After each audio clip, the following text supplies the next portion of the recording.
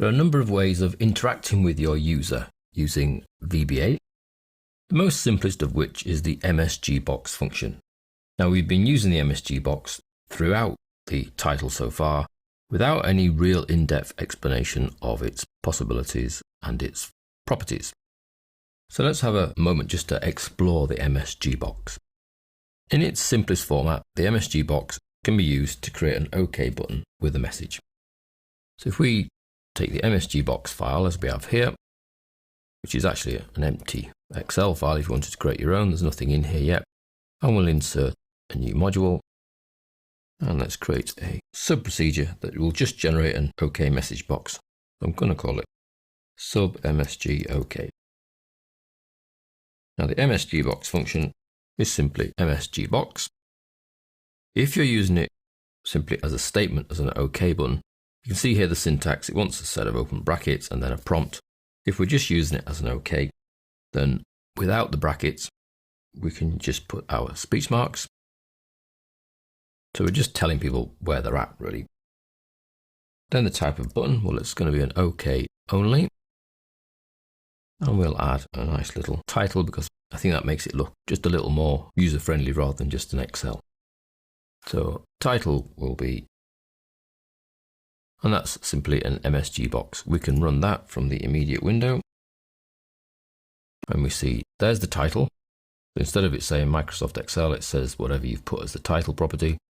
Your job has finished is the prompt, and it's simply a VB OK only, so we get an OK button.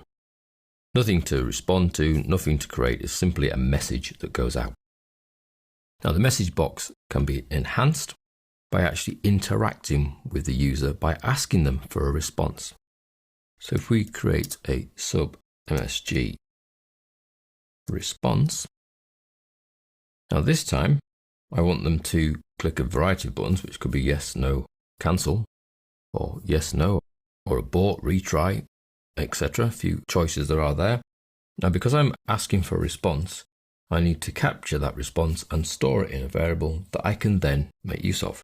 So let's declare a little variable to hold their response, so dim x as integer, and then we capture the x value by saying x equals MSGBOX. Now effectively it's acting as a function rather than a statement. It needs those brackets. And my question is, are you sure? Comma. Buttons I require are VB OK cancel. And I'm actually going to add in another property into this little parameter area, so I can put a plus and choose VB question, which will generate me the question mark on the message box, comma, title, just a moment, close the brackets because I need to close the message box function. So that will take their response. Let's run and you'll see what we get. We get an are you sure? There's the title, just a moment, 2 dots. Are you sure was the prompting text. The VB question generates this little question mark here, and I have an OK and a cancel as the choice. Now, depending on which one I click, I will get a response back. So what I then need to be able to do is handle that response. So I can handle that response with an if or a case statement. Let's use a select case statement, select case X, and I'm going to put my end select there so that I don't forget more than anything. And then case VB yes. So if they say yes, then let's put into A1, you said yes. If they say no, then we'll put into A1, you said no. Now the advantage of using the select case as opposed to using if statements is if we were to use one of the buttons that gives you 3 choices, such as the abort, retry and ignore, then it's easier to put case VB abort, case VB retry, case VB ignore than it is to put 3 if statements. So let's try that out. MSG response. Are you sure? Okay. Let's have a look. Now it appears nothing has been placed into A1. The reason for that is we've used OK cancel for our 2 buttons, but we're only checking for yes, no. So we should be using VB OK or VB cancel. Now, instead of checking for the constants, you could check for the numeric values if you knew what the numeric values were. Let's just check that this now works. You said yes. Let's say no this time. Cancel. You said no. So it's checking for the right responses here. The numeric values for these, instead of using the constants, is VBOK is actually 1 and VB cancel is 2. And we can try those out and see that they still work. You said yes. So you can either go with the constant names, which potentially are easy to remember because you remember what you put here, VBOK cancel, then you choose VBOK and VB cancel. If you put VB yes no, then you can put VB yes and VB no, or 6 and 7. So you see that they still work. I said no. So here we're using the MSGBOX function to get a response from the user.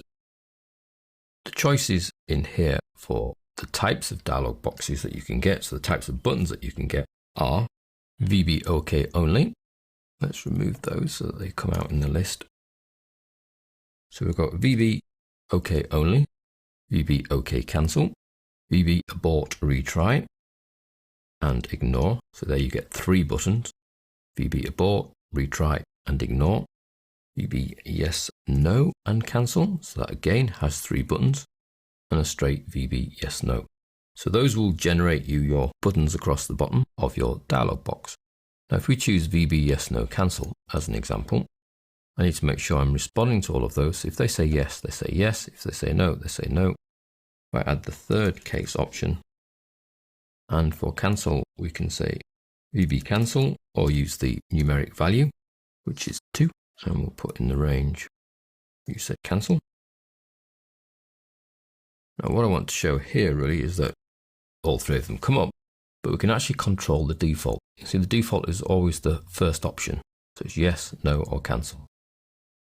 If we want to change that default, then into this same parameter over here where we're just deciding which buttons to have, where we've seen we can put a different message. We had VB question there before.